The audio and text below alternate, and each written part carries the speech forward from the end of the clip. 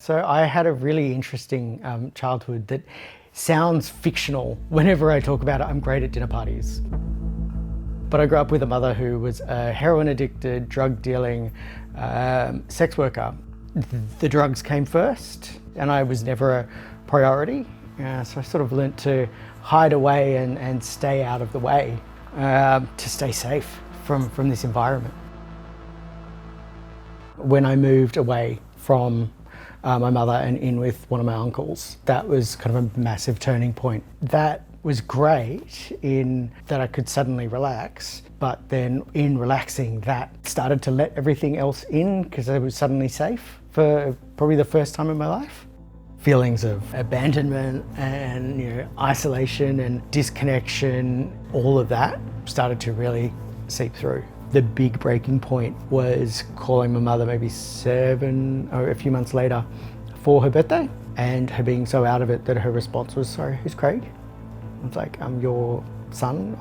"No, I don't know anyone by that name." And I think I just hysterically cried and was furious for hours after.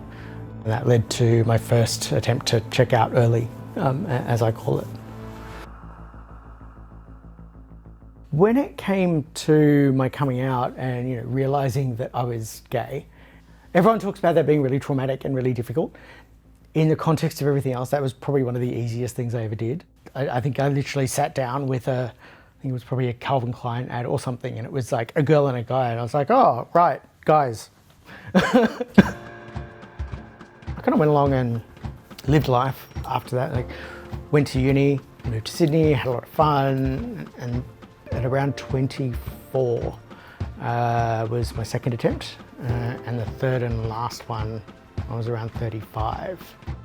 If I reflect back on all three, they're all different, and coming out of them was different as well. The third time I was really, really struggling to get out of the hole, and it was just that one friend who just noticed that I wasn't around as much. She just started texting and we were having these stupid conversations, or she'd be like, "Well, what are you doing this weekend? Let's catch up, we'll go for a walk." That was one of the key turning moments, was starting to feel connected with people and with the world. Up until then, I was just getting through it and to the other side without knowing what was on the other side. And then what's on the other side is connection. If I was to talk to my younger self, it would be that vulnerability is okay. And while we're told to not be vulnerable and the never let them see you bleed, that's the thing that's damaging and that's the thing that's harmful. Because I noticed it the moment I started embracing vulnerability and understanding what that was.